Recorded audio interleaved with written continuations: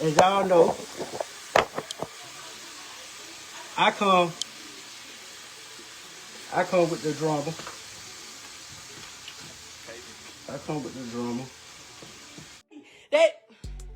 This man is crazy. Really, bottom of the story, this how it started. Mark is a very jealous person. Like, very jealous. Not wish. It's your girl, Mrs. Tony 2 times, and I'm back with another episode of Hood Tales. In this video, let's take it to Twin City, Georgia, to discuss the recent viral story of the tragedy of online personalities Duchess Dior and her husband, the Frenchman, and their toxic relationship and the shocking live stream that ended it all. But before we get into this video, make sure you like, share, and subscribe. Make sure your notifications are on so you don't miss any future uploads. Also, this video is sponsored by me, Mrs. Tony 2times, and my YouTube channel. Make sure you check it out and support me. I'll leave the link to it in the comments. Stay tuned until the end to hear the full story. All right, let's go ahead and get into it. On June 14th, 2025, something horrific unfolded on Facebook Live. A couple who often shared their life publicly let the world watch their final, fatal fight. Zaria Khadijah Carr, also known as Duchess Dior, was a young mother, correctional officer, and online personality from the very small town of Twin City, Georgia, just outside of Savannah. Her husband, Shamarcus Jamil Carr, known as the Frenchman, was a former inmate she once supervised. Their relationship started behind bars and ended tragically. This is the deeply disturbing story of love, control, secrets, and the live stream that exposed it all. Zaria and Shamarcus had been together for at least 3 years. What started as a secret relationship between a prison guard and an inmate blossomed into a public love story. After Shamarcus' release, Zaria moved him into her home. She already had a son from a previous relationship, and together they welcomed a baby girl. To outsiders, they looked like a happy family. Smiling photos, loving captions, cute videos of their kids. But to those who really paid attention, the cracks were always there.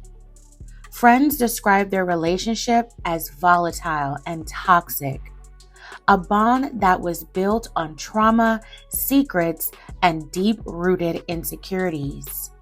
At one point, Shamarcus, also known as Mark, came into a large settlement, rumored to be $100,000. Zaria used the money to purchase land and a mobile home for their family. But this financial decision later became a source of tension. Zaria often threw it in Mark's face, saying she paid the bills and supported the family. Mark accused her of being manipulative, saying she used his money and power against him. He also struggled with a gambling addiction. He felt stuck. He believed Zaria had placed roots, spiritual curses on him to keep him from prospering. Got roots on me. They're praying on my brain. They praying on my downfall. They don't want to see me with shit. They playing with my finances and my money, goddamn blessings. So I asked her this. Oh, it gotta be Miss Jennifer. It's gotta be my. Oh, he broke. Zaria also believed Mark was trying to spiritually manipulate her. With it. What is this? You praying on it too. You said we witchcraft too. Hey, what's your point? What is this though? What's your point? After all that. Trying to put a love spell on me now. It wasn't just money. It wasn't just love. It was a power struggle that spiraled into paranoia. Both Zaria and Mark accused each other of infidelity on multiple occasions. Zaria and Mark blamed each other for giving the other an STI. He accused her of messing with his friends. She accused him of messing with multiple women and messaging women on social media. The arguments were constant, explosive, sometimes even physical.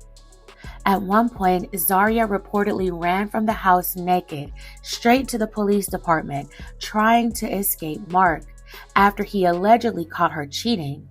He got locked up, but the charges were dropped and Zaria took him back. Mark didn't deny hitting her.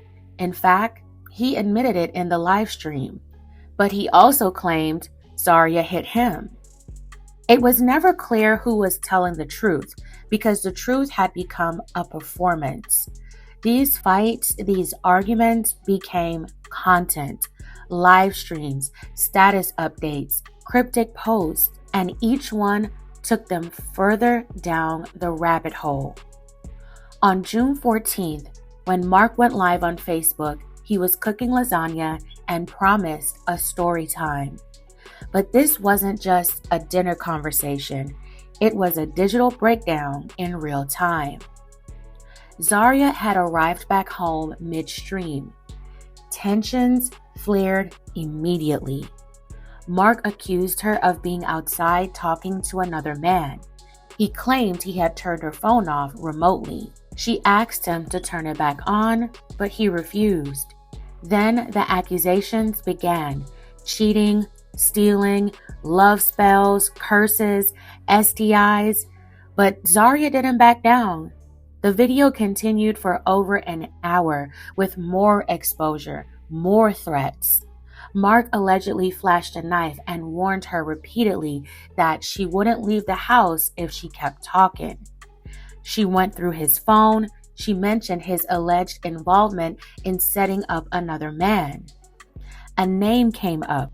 I ain't get to say about Odie. Viewers immediately caught the shift in energy. Mark's face went blank, cold. He told her, "If you do, you're gonna lose your life about it." Zaria said, "Dang, I gotta lose my life about it? Okay, y'all, I'm not about to spill that tea because I don't want to lose my life about it." Mark appeared to rush her and the phone fell. Then the screen went black. I ain't get to say about Odie. Then I gotta talk about that. You saw my shit. I tell what happened. Give me my phone. That's crazy, y'all. I ain't really looking behind this, so y'all won't know that tea right now.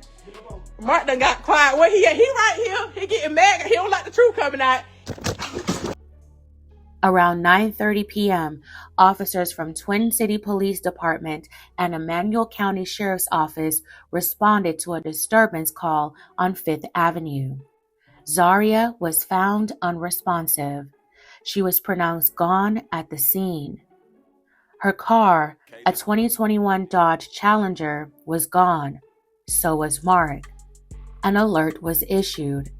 Around 11 p.m., deputies located the vehicle in Wayne County. Mark was inside. After police attempted to stop and pull him over, he turned the weapon on himself. He later passed away at the hospital. The couple's 2 children were left behind. The internet exploded. Screenshots, clips, speculation. Some people blamed Zaria. Others blamed Mark. Some said she antagonized him.